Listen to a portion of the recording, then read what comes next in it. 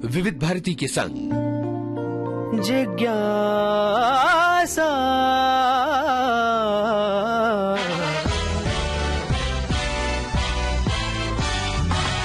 जिज्ञासा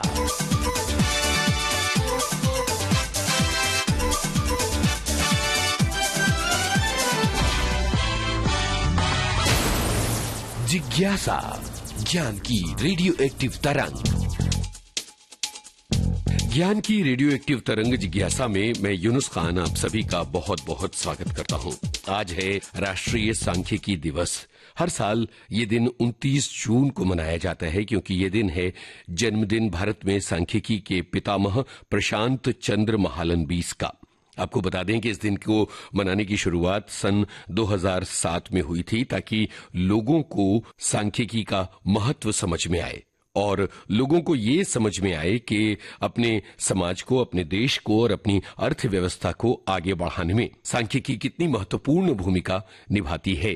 प्रोफेसर प्रशांत चंद्र महालनबीस भारत के एक सांख्यिकीविद थे और उन्होंने डिस्टेंस और स्टैटिस्टिकल मेजर की शुरुआत की थी। इसके लिए वो जाने जाते हैं। सांख्यिकी की दुनिया में उन्होंने बहुत ज्यादा काम किया है और इसके अलावा भारत में जो आर्थिक योजना है इसमें भी उनका महत्वपूर्ण योगदान रहा है। जब भारत में पहला योजना आयोग बना तो प्रोफेसर प्रशांत चंद्र महालनबीस इसके सदस्य बने थे।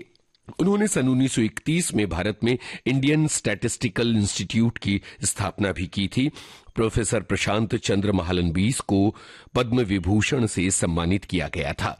आपको बता दें कि हर साल 29 जून को भारत में राष्ट्रीय सांख्यिकी दिवस मनाया जाता है, लेकिन यूनाइटेड नेशंस हर साल 20 अक्टूबर को मनाता है विश्व सांख्यिकी दिवस। ये दोनों अलग अलग दिन हैं। और अब हम आपको बता रहे हैं अंतर्राष्ट्रीय उष्णकटिबंधीय दिन के बारे में। उष्णकटिबंधीय दिवस हर साल 29 जून को मनाया जाता है और इसका मकसद है ट्रॉपिक्स के इलाकों में जो चुनौतियां आ रही हैं उनके बारे में लोगों को जागरूक करना। असल में उष्णकटिबंधीय क्षेत्र जो होते हैं यानी जो ट्रॉपिक्स होते हैं वो बहुत ही ज्यादा जैव विविधता से भरे इलाके हैं और 29 जून 2014 को पहली बार इस क्षेत्र की पहली रिपोर्ट जारी की गई थी और फिर संयुक्त राष्ट्र महासभा ने साल 2016 में ये घोषणा की कि हर साल 29 जून को इंटरनेशनल ट्रॉपिक्स डे मनाया जाएगा।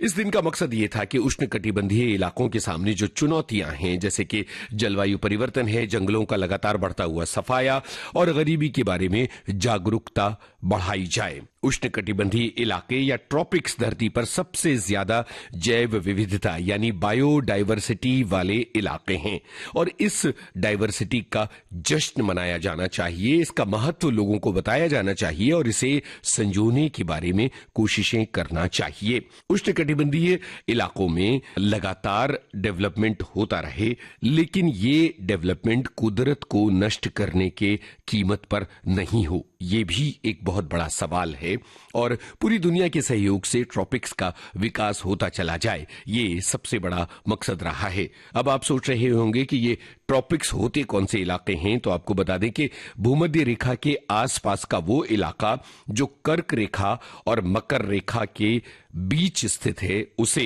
ट्रॉपिक्स कहा जाता है या उष्णकटिबंधीय इलाका कहा जाता है। इन क्षेत्रों में आमतौर पर गर्म तापमान और कम मौसमी परिवर्तन होते हैं। साल भर एक जैसा मौसम रहता है और इसलिए बहुत जैव विविधता पाई जाती है। उष्णकटिबंधीय क्षेत्रों में सबसे महत्वपूर्ण चीज है बारिश और चूंकि भूमध्य रेखा के पास के इलाके ये हैं इसलिए यहाँ बहुत ज्यादा बारिश होती है और दुनिया के सबसे ज्यादा बायोडाइवर्सिटी वाले इलाके हैं। पौधों और जानवरों की इतनी ज्यादा प्रजातियां यहाँ पाई जाती हैं कि क्या कहें। उष्णकटिबंधीय क्षेत्रों में दुनिया की लगभग 45% मैंग्रोव्स मौजूद हैं और 99% मैंग्रोव स्पीशीज यहीं पाई जाती हैं। उष्णकटिबंधीय क्षेत्रों में दुनिया के जल संसाधनों का तकरीबन आधा मौजूद है, 54% कहा जा सकता है और दरअसल ये जो पानी को लेकर दुनिया भर में संकट फैल गया है, उसके बारे में भी जागरूकता फैलाना एक बहुत बड़ी वजह है। आपको बता दें कि उष्णकटिबंधीय इलाकों में पानी की बहुत ज्यादा अधिकता है। जैसे कि हमने आपको बताया कि इन इलाकों में तो बारिश भी बहुत ज्यादा होती है। अमूमन उष्णकटिबंधीय दिवस जैसे दिनों के बारे में बहुत ज्यादा चर्चा नहीं होती, इसलिए जिज्ञासा कार्यक्रम में हमने सोचा कि आज इस बारे में बातें की जाएं। एक और बहुत महत्वपूर्ण बात यह है कि साल 2050 तक ट्रॉपिक्स में दुनिया के 2/3 बच्चे मौजूद होंगे और दुनिया की ज्यादातर आबादी इन्हीं इलाकों में होगी। इसलिए इन इलाकों की गरीबी को दूर करना और इस इलाके में विकास को रफ्तार देना भी बहुत ज्यादा महत्वपूर्ण है। जिज्ञासा कार्यक्रम में अलग अलग दिनों की चर्चा करते हुए अब हम 27 जून को मनाए जाने वाले एक विशेष दिन की चर्चा करने की तरफ बढ़ चले हैं और ये दिन है Helen Keller day. Helen Keller एक बहुत महान विभूति रही हैं और उनका जो जीवन है वो बहुत ज्यादा चुनौतियों से भरा रहा था। वो पूरी दुनिया के लिए एक प्रेरणा देने वाली शख्सियत रही हैं, जिन्होंने अपनी सीमाओं से परे जाकर अपनी क्षमता का विकास किया और पूरी दुनिया के लिए वो आशा की किरण बन गईं। हेलेन केलर की जो विरासत है वो उनकी एजुकेशनल अचीवमेंट के परे फैली हुई है। उन्होंने बधिर और नेत्रहीन समुदायों के लिए बहुत ज्यादा काम किया और उनके जीवन को बेहतर बनाने के लिए पूरी जिंदगी वो काम करती रही हैं। हेलेन केलर का जन्म 27 जून 1880 को अमेरिका के टस्कम्बिया, एलबामा में हुआ था। उनके पिता का नाम था आर्थर केलर और मां का नाम था केट एडम्स केलर। बचपन में हेलेन एकदम स्वस्थ थीं, लेकिन जब वो 19 महीने की थीं तो उन्हें एक अजीब सी बीमारी हो गई, जिसे डॉक्टर ने पेट और मस्तिष्क का कंजेशन का नाम दिया। आज इस बीमारी को स्कारलेट फीवर या मेनिंजाइटिस कहा जाता है। उस दौर में इसका इलाज मुमकिन नहीं था और इसीलिए इसके परिणाम बहुत गंभीर हो जाते थे।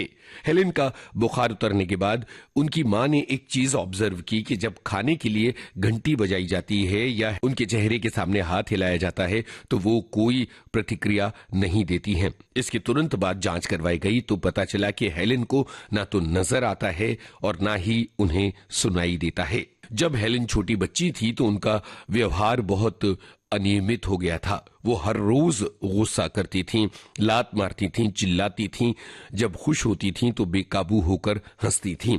इसलिए पड़ोसियों और रिश्तेदारों ने ये कहा कि इस लड़की को किसी संस्था में भेज देना चाहिए। बाद में ये पता चला कि चूंकि किसी भी जरिए से हेलेन बातचीत नहीं कर पा रही है या अपने आसपास हो रही बातचीत में शामिल नहीं हो पा रही है, इसलिए उसका ये बर्ताव इस मजबूरी से जुड़ी हताशा की वजह से हुआ है। हेलेन बोलना चाहती थी और बोलने की उनकी इच्छा इतनी प्रबल हो गई कि उन्होंने अपनी दोस्त मार्शा वॉशिंगटन के साथ मिलकर एक साइन लैंग्वेज डेवलप की। जब वो 7 साल की थीं तो दोनों सहेलियों ने 60 से ज्यादा साइन बना दिए थे, जिनके जरिए वो आपस में बातचीत कर पाती थी। इन्हीं दिनों में हेलेन की मुलाकात अपनी टीचर एनी सुलिवन से मिली, जो उनकी गाइड और दोस्त बन गईं। हेलेन केलर ने यह लिखा है कि एनी सुलिवन से मिलने के बाद उन्हें यह यकीन हुआ कि उनकी आत्मा का जन्म हो चुका है। मार्च 1887 में हेलेन और एनी की दोस्ती हुई। तब हेलेन सिर्फ 7 साल की थी और हेलेन से 14 साल बड़ी एनी भी देख नहीं सकती थी। हाल ही में उन्होंने स्कूल से स्नातक की उपाधि प्राप्त की थी।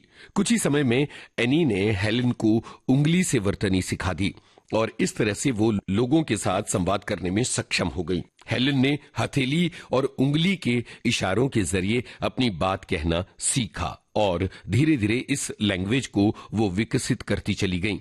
हेलेन ने किसी भी स्थिति में तमाम परेशानियों के बावजूद अपनी पढ़ाई को नहीं छोड़ा। सन 1900 में हेलेन को कैम्ब्रिज के प्रसिद्ध रेडक्लिफ कॉलेज में प्रवेश मिल गया। हेलेन ने यहां जूनियर वर्ष के दौरान अपनी आत्मकथा लिखी, the story of my life. 1904 तक उन्होंने न केवल एक किताब लिख ली थी, बल्कि वो ग्रेजुएट भी हो चुकी थीं और अपने कॉलेज में डिग्री पाने वाली पहली बधिर और नेत्रहीन लड़की थीं। कॉलेज जाने तक उन्होंने संवाद करने के कई तरीके डेवलप करना वगैरह शामिल था।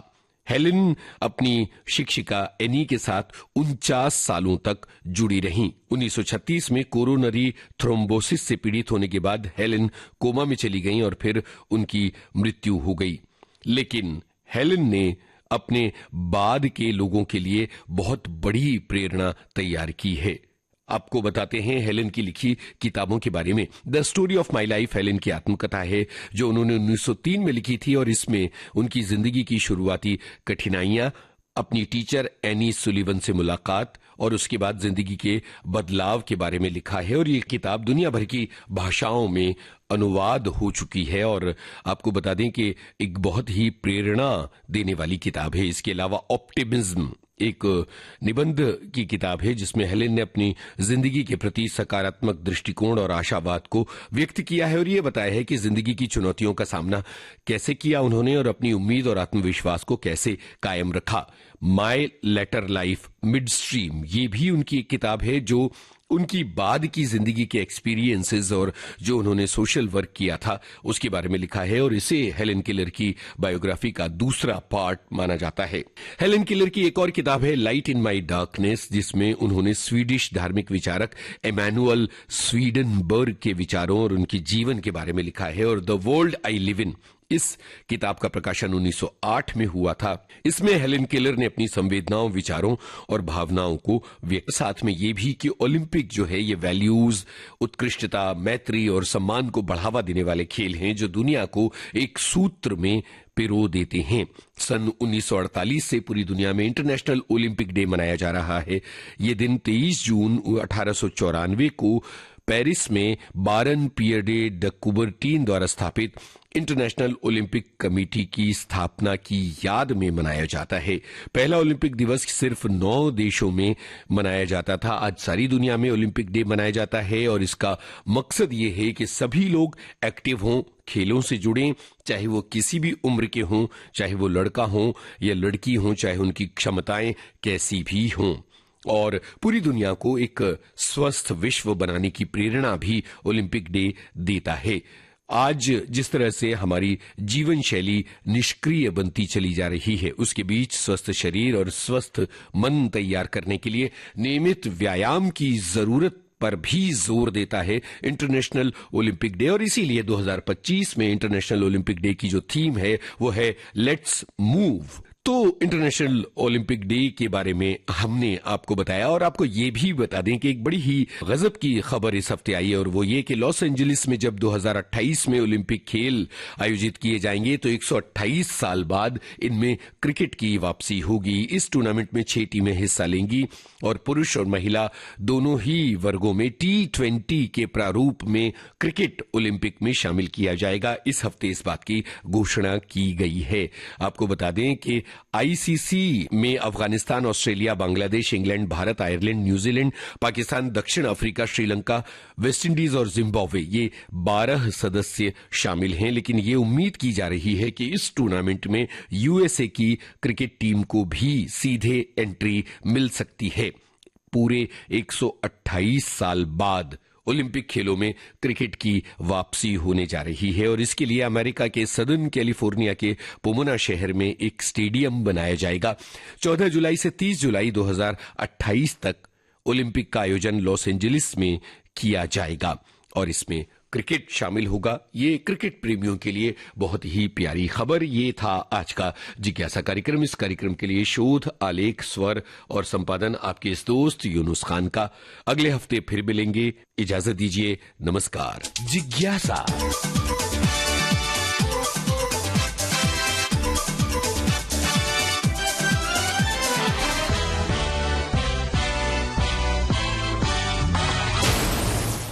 जिज्ञासा।